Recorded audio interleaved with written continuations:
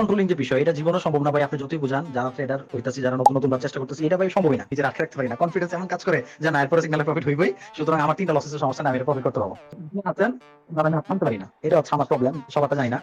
সবারই প্রবলেম ভাই, হ্যাঁ। আসলে নিজের কন্ট্রোল করা অনেক বড় প্রবলেম। যখন সুন্দরভাবে একদম রিকভার হয়ে হিউজ পরিমাণে প্রফিট হয়ে যায়, আপনি সিগন্যাল দেন না, তখন আপনার কাছে অনেক আফসোস আফসোস লাগে। ইস, আমি যদি সিগন্যাল দিতাম তাহলে তো আমি প্রফিটেই থাকতাম। এটা সলিউশন একটাই, আপনি একটা গুড অ্যামাউন্ট ব্যালেন্স রাখেন এন্ড একদমই 2% উপরে ট্রেড নিবেন না। ইভেন্টেরটা তো জানেন, তো ওইখানে আপনি রিস্কটা একটু ওরকম ভাবে নিবেন, কারণ আপনার টার্গেট তো থাকবে ওভারঅল মান্থে প্রফিট। সবচেয়ে বেস্ট ওয়ে হয় কি, যে আপনি একটা নোটবুকে প্রত্যেকটা জিনিস ক্যালকুলেট করেন, ঠিক আছে, বা ফোনের নোটবুকেই এই জিনিসগুলো ক্যালকুলেট করেন, কবে কি পরিমাণ, কত পার্সেন্ট প্রফিট হইতেছে, কত পার্সেন্ট লস, ঠিক আছে। তাইলে দেখবেন যে আপনি একটু রুলসে থাকতে পারবেন বা থাকার ইচ্ছা জাগে। এই জিনিসগুলো আমি নোটিস করছি, যেহেতু অ্যাপ্লাই করছিলাম, এই জিনিসটা করতে পারেন।